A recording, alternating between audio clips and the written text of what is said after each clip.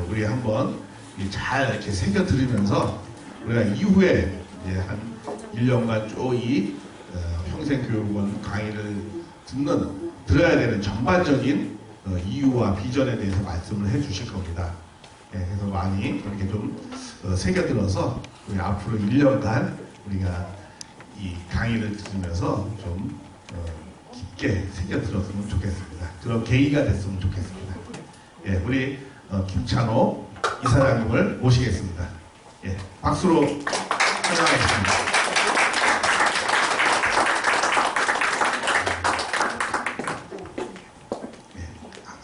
평생교육원을 16년간 운영을 하셨습니다.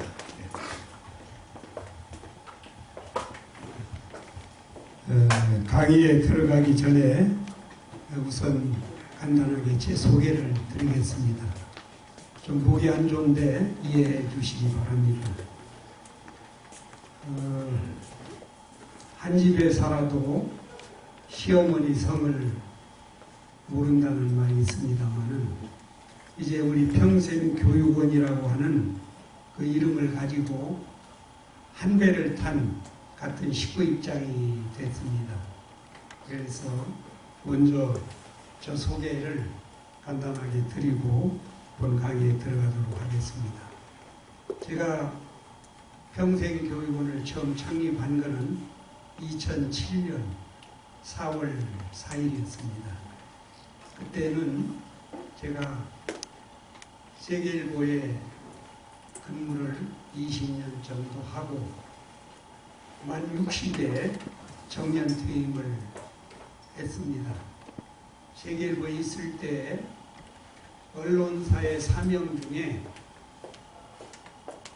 교육이라는 부분이 들어가 있지 않는 것 같았어요. 그래서 정론 직필을 주장을 하지만은 사회교육에도 언론사가 관심을 가져야 되지 않겠나. 그래서 그 문공부 그 당시에 우리 신문과에 정관을 변경 등록을 했습니다.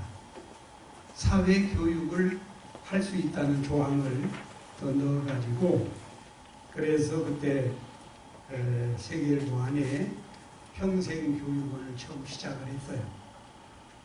그랬는데 그 당시에 총재님 계셨던 우리 문 총재님께서 평생교육원 이름을 훈독대학이라 해라.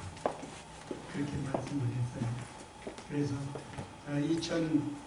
2005년도부터 2년 정도 그렇게 운영을 하다가 제가 퇴직을 한 이후에 제가 살고 있던 사당동에서 처음으로 평생교육원을 시작을 했습니다.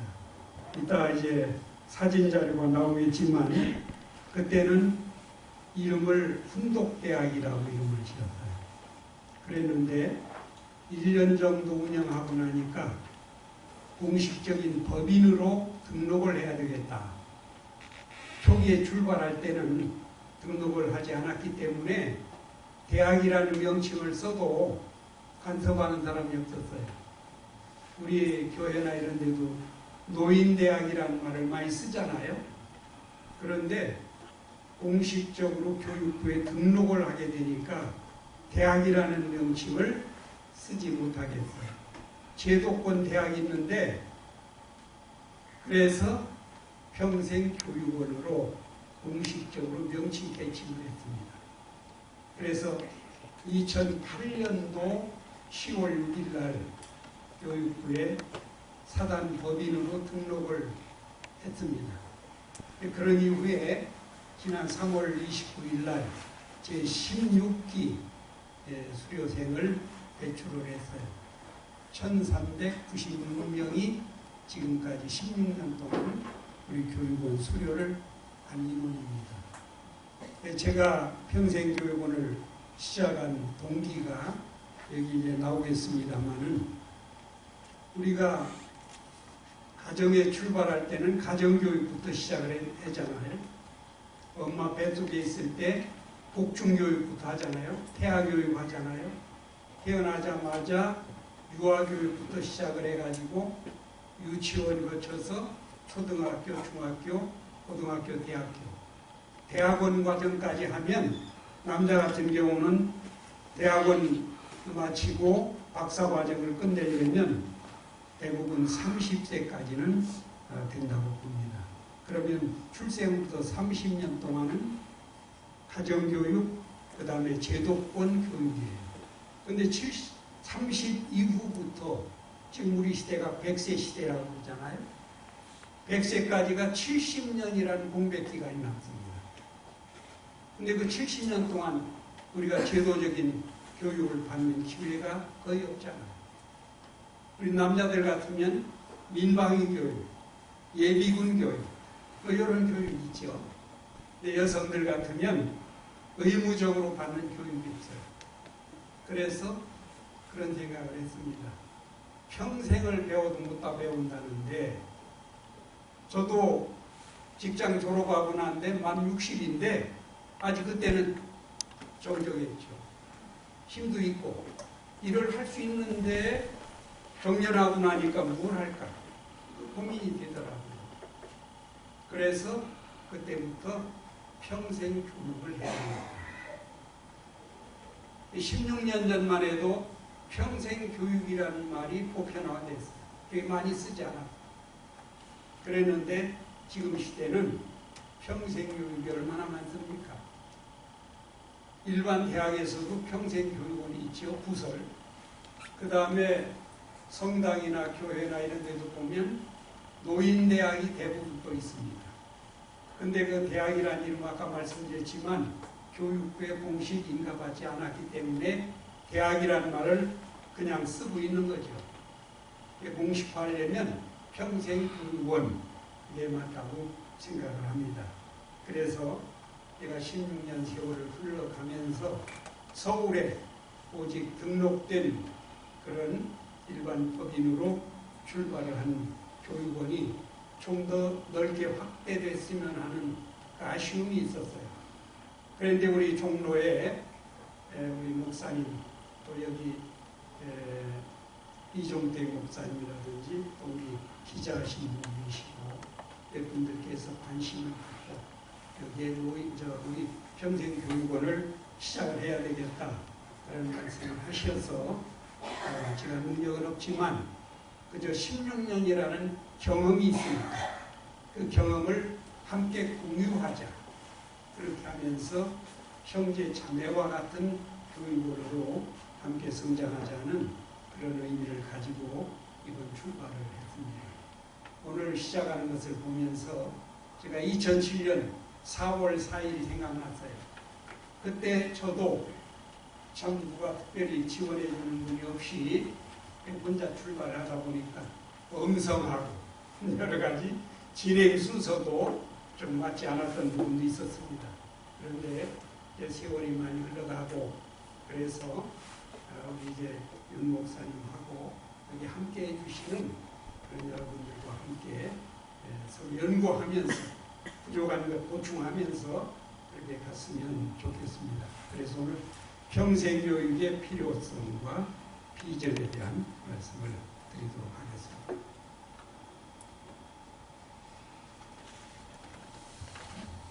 저는 3층에 세미나실에 사는 걸로 알고 이렇게 해왔는데 글씨가 좀 거리가 멀고 하니까 잘 좀 안 보이실 수도 있는데요.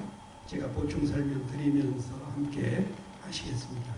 우선 평생교육이 뭐냐? 쉽게 말하면 엄마로부터 출생을 한 이후부터 무덤 가기 전까지 육신 갖고 있는 동안에 배우는 교육이 평생교육입니다. 그래서 인간의 교육은 가정에서부터 출발이 되죠. 모태교육부터 시작하죠. 가정교육, 그 다음에 제도권, 학교교육, 그리고 학교를 끝나고 난 이후에 바로 사회교육이 필요합니다. 그래서 사회에서 전생에 걸쳐 이루어져야 하는 것은 교육관, 이걸 이제 평생교육의 정의입니다. 인간은 사회 문물이 크게 변화해감에 따라 그에 적응하기 위하여 끊임없이 교육을 받아야 합니다. 그래서 우리 어르신들이 그랬잖아요. 평생 배워도 못 다 배운다.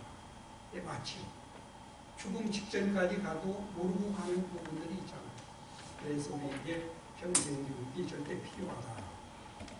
두 번째는 평생교육의 필요성입니다. 그 다음에 종류죠. 첫째, 가정교육, 학교교육. 이거는 제도권 교육으로 30세면 끝이 납니다. 그런데 사회교육은 100세 시대이기 때문에 30에서 100세까지 70년 동안 필요한 교육이 바로 이 평생교육입니다. 그렇게 봐야 되겠습니다. 특히 지금은 이제 고령화 시대가 됐죠. 작년도까지 통계를 보면 전체 인구 중에 65세 이상 우리가 노인이라고 본다면 65세 이상 인구가 17.5%, 그러니까 901만 8천 명, 이 정도가 65세 이상이었습니다. 그런데 2023년이기 때문에 앞으로 2년 뒤에 가면 전체 인구의 20.6%가 바로 노인 인구로 들어간다. 초고령 사회로 진입을 합니다. 약 1,034만 명. 그러니까 우리 5천만 인구 중에 1,000만 이상이 노령 인구로 들어간다. 그런다면 우리 노인들은 정년이 또 얼마나 빨라집니까, 요즘? 정년이 빨라지다 보니까 정년 이후에 우리가 무덤이라는 요람까지 할 때까지 그 많은 기간을 어떻게 그 시간을 보낼 거냐. 노인들이 어디 직장에 다시 취업하기도 어렵고 또 무엇을 하면 어떻게 지낼 거냐. 그런 걸 놓고 생각할 때 우리 배움이라는 것은 끝이 없는 거기 때문에 특히 이제 평생교육에 오시는 분들이 젊은 분도 오시지만은 대부분 정년하신 분들이 들어오십니다. 그렇기 때문에 평생교육은 절대 필요한 시대로 가고 있다. 그럼 평생교육에는 어떤 종류가 있는가? 첫째는 문화예술 분야. 그래서 보통 평생교육하면 노래교실이 보통 있죠. 근데 우리 종로는 수준이 높은 지역이 돼가지고 노래교실부터 시작 안 하고 오늘 시에 대한 특강을 참 들었습니다. 우리 엄경수 원장님 명강의를 해주셨는데 제가 감동을 많이 받았어요. 이런 교육이라면 꾸준히 한번 지속하시면 좋겠다는 생각이 들어요. 그런데 우리 서울평생교육은 지금 개포동에 있습니다만 첫 시간은 생활음악 시간이에요. 그래서 오시자마자 노래부터 시작합니다. 근데 사당동에서 16년 전에 할 때는 조광재 교수라고 서울대 음대 나오시고 일본에 음악을 유학까지 다녀오신 분인데 옥릉동 성당의 지휘자 하셨던 분이에요. 근데 이분은 가곡을 집중적으로 교육을 해요.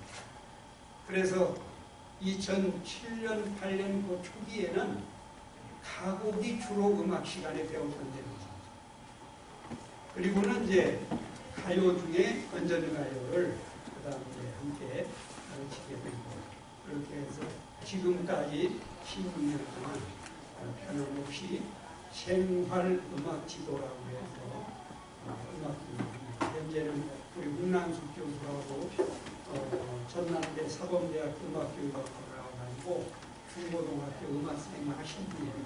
피아노도 잘 치고 그래서 아주 음악교육을 정말 잘합니다. 이분이 8년 이상을 음악 전임 교수로 역할하고 있습니다. 이분에게 우리 종로도 시작하는데 종로에도 한번 음악을 맡아주면 어떻겠냐고 내가 공고를 했는데 얼마나 인기가 좋은지 일주일 내내 시간이 전혀 없대요. 그래서 일단 종로는 다른 방법도 연구를 해야 되지 않을까 하는 생각이 듭니다만 그래서 문화예술 분야, 노래교실 그 다음에 이제 기악도 할 수가 있잖아요. 기타라든지 트롬본이나 색스폰이라든지 피아노 또 서예교실 이런 것들을 평생교육원에서 하나의 학과로 선정을 해서 할 수도 있을 겁니다. 저는 제계고 있을 때는 서예교실을 했어요. 상당히 효과를 많이 봤는데요. 그런 문화예술 분야가 첫째 평생교육의 부분이고요. 두 번째가 이제 기술 분야. 이거는 이제 컴퓨터라든가 또 우리 스마트폰이 얼마나 지금 우리 젊은이들은 은행 갈 필요 없잖아요. 그냥 앉아서 다 유튜브로 하잖아요. 우리 같은 경우는 아직도 안 되지만 그래서 이런 기술 분야도 이거를 했고 그 다음에 지식 및 인성 분야. 이 부분은 이제 교양 강좌, 그리고 이제 가치관 쪽으로 교육을 많이 하고 있습니다. 처음에 이제 법인으로 창립을 하게 될 때 서울시 교육감님을 간섭했어요. 그랬는데 교육감님이 평생교육국장님을 모시라고 그러고 그 다음 과장부라고 그러고 그래가지고 이제 설명을 다 하시고 거기를 만들고 싶다고 제가 초안을 정관을 만들어가지고 갔는데 그 담당 과장님과 이 주임이 하는 얘기가 이름이 사단법인 평화교육문화센터니까 문화관광으로 가시면 좋겠습니다. 예. 교육부에서 이거 안 해주고 싶다. 교육부는 제도권 학교만 해도 엄청난 그런 일을 해야 되는데 유치원에서부터 대학원까지 그러는데 이게 일반 사회인이 평생교육을 또 한다 그러니까 업무가 많이 늘어날 거 아니에요. 우리 차관님과 대리인데 차관님께서 이제 문공부에 계실 때도 그거 생각하셨을 거예요. 만약에 그때 제가 문공부로 쫓아가서 법인을 만든다고 했으면 그때 문공부에서 법인이 만들어졌겠죠. 근데 저는 우리 교육원의 목표는 초점은 교육이다. 사단법인 평화 교육 문화센터다. 교육이 초점이다. 그래서 결국은 교육부에서 인가를 받았던 겁니다. 그래서 평생교육의 종류를 제가 말씀드리다 보니까 말씀드리게 됐어요. 그럼 평생교육의 효과는 어떤 효과가 있는가? 첫째, 생활음악. 생활음악은 생활 속에 쌓인 스트레스가 해소돼요. 제가 이제 음악을 그동안 좀 해보니까 여기 우리 서울 평생교육원 임원님들 오늘 몇 분이 와 계신데 와서 첫 시간 원래는 60분 했는데 요즘에는 시간을 늘려달라고 그래서 80분을 합니다.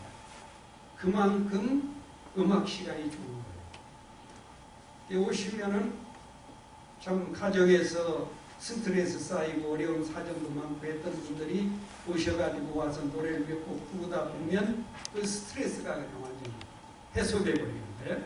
그래서 생활음악의 효과가 쌓인 스트레스를 해소할 수 있다. 그 다음에 마음의 평화와 인화가 조성이 된다. 서로 서먹서먹하던 사람도 1시간 동안 함께 노래 부르고 나면 바로 가까워지고 그래서 아주 화합이 이루어지는 그런 것들을 우리가 늘 경험을 하고 있습니다. 그래서 늘 첫 시간에 생활음악을 먼저 합니다. 끝나고 나면 그 다음 강좌가 예를 들어 어떤 교수진이나 이런 분들이 와 좀 딱딱한 강의를 하더라도 첫 시간에 마음이 녹아있기 때문에 잘 소화가 되는 거예요. 그래서 생활음악이 역시 중요하다는 그런 경험을 하게 됐습니다. 그 다음 이제 교양 강좌는 새로운 지식과 정보를 습득하는 그런 효과를 가지는 것뿐 아니고 가치관 교육을 통한 인성 개발을 하게 됩니다. 제가 세계일보에 있을 때 이제 외부 강의를 떨어 좀 했어요. 했는데 용산에 있는 어느 학교에 자모회에서 강의 요청을 받았어요. 가가지고 교무실에 조금 기다리고 있는데 교무실에 판에 보니까 일주일 동안의 그 수업 시간표가 다 있더라고요. 그런데 보니까 국어, 영어, 수학, 과학 주로 이런 과목이지 거기에 인성 개발을 위한 학과목이 윤리 시간 딱 1시간입니다. 일주일 내내. 그러니까 우리 한국 교육이 지식교육 내지 기술교육에만 너무 치중하고 있지 인간다운 인간을 길러내는 인성교육이 부족하다. 그걸 너무나 뼈저리게 느끼는 부분이에요. 그렇기 때문에 박사학위 받으면 최고 인격 완성자가 아니라 박사 받고 잘못한 사람이 얼마나 많아요. 한국의 최고 지성인들이 모인 곳은 국회의원입니다. 국회의사당에 모인 분들의 하는 모습을 보면 정말 인간적으로 볼 때 존경하지 않는 분이 너무나 많아요. 왜 그렇습니까? 바로 인성교육이 제대로 안 됐기 때문에. 지식교육 내지 기술교육, 그저 석사 받고 박사 받으면 그저 다 교육이 끝난 것처럼 생각하는 잘못된 이런 교육관, 이게 문제라고 생각합니다. 그런 면에서 볼 때 우리 평생교육원이 그런 면에서 인성교육에 좀 더 집중을 둬야 됩니다. 그래서 사람다운 사람을 만들어가자. 30대까지는 지식교육 하는데 영어 단어 외우고 뭐 하는데 시간 너무나 쫓기고 바쁘게 살다 보니까 인성교육이 제대로 안 되고 있다면 이제는 30 넘은 우리 이 시대부터 조금 늦은 것 같지만 인성교육을 좀 더 집중을 해야 되지 않을까 그런 생각을 갖게 됩니다. 그 다음에 이제 평생교육에서 얻어지는 또 중요한 내용이 바로 인간관계가 잘 조성이 되는 겁니다. 내가 가정에서만 있으면 만남과 만남이 잘 이루어지지 않기 때문에 인간관계가 잘 안 되고 있지만은 참 교육원 같은 걸 하다 보면 오늘도 벌써 여기 한 40-50명 이렇게 모이셨는데 모이신 분들이 이제 한 주 모여, 두 주 모여 모이다 보면 서로 사정을 통하게 되고 그래 되면 서로의 좋은 사람끼리 좋은 만남이 이루어질 수 있다. 그랬을 때 인간이 살아가는 궁극의 목적인 행복을 얻을 수 있지 않겠나. 그래서 좋은 인간관계를 조성할 수 있는 기회가 주어지는 게 평생교육원의 활동이다. 이렇게 봅니다. 제가 우연히 신문에서 봤던 재미있는 하나의 사연이 있습니다. 가을비에 승무원을 했던 서서영 씨라는 분이 실화이기 때문에 미담이기 때문에 그대로 소개를 드립니다. 서서영 씨가 승무원으로 스튜어디스로 활동을 하고 있는데 하루는 어떤 할머니가 좌석에 앉아 계시다가 화장실을 계속 드나드시더라고요. 그래서 무슨 일 때문에 그러나 걱정이 돼서 화장실에 들어가 계신 할머니에게 노크를 하고 들어갔다는 거예요. 혹시나 건강에 문제가 생겼나 해가지고. 그랬더니 이 할머니가 안에서 쓰레기통을 열심히 뒤집어 앉고 계시더래요. 왜 할머니 그러십니까? 그러니까 틀니를 잃어버렸다. 틀니. 연세 많은 분들 이제 틀니하는 분들 있잖아요. 그 틀니를 화장실에 왔다가 잊어버렸다는 거예요. 그걸 찾느라고 이렇게 애를 쓰고 노인이 눈도 어두운데 그걸 못 찾고 그렇게 걱정을 하고 계시더라고요. 그래서 이 스튜어디스가 화장실에 그 쓰레기통을 다 뒤져가지고 꺼내보니까 종이에 쌓여있는 틀니가 여기 있더라고요. 그래서 그 틀니를 꺼내가지고 맑은 물로 깨끗이 닦아가지고 그래가지고 그 할머니에게 그 틀니를 드렸답니다. 그랬는데 그런 이후에 이 서서영 씨가 약혼을 하게 돼서 좋은 남자친구가 생겨서 그래서 이제 양가 부모님께 인사를 드리려 갔었다는 거예요. 그런데 남편 될 사람하고 그 시댁 집을 이제 찾아가서 어른들께 인사를 드린다 하는데 할머니가 한 분이 나오시더라고요. 그래 보니까 어디서 많이 이쁜 할머니 같다. 그래서 앉아서 자세히 보니까 바로 틀니를 잃어버렸던 그 할머니더라고요. 그래가지고 할머니 샌프란시스코 가는 비행기 안에서 틀니를 잃어버리셨었지 않습니까? 그랬더니 이 할머니가 깜짝 놀라면서 누구야? 보니까 바로 자기 틀니를 찾아줬던 그 스톤이 있어요.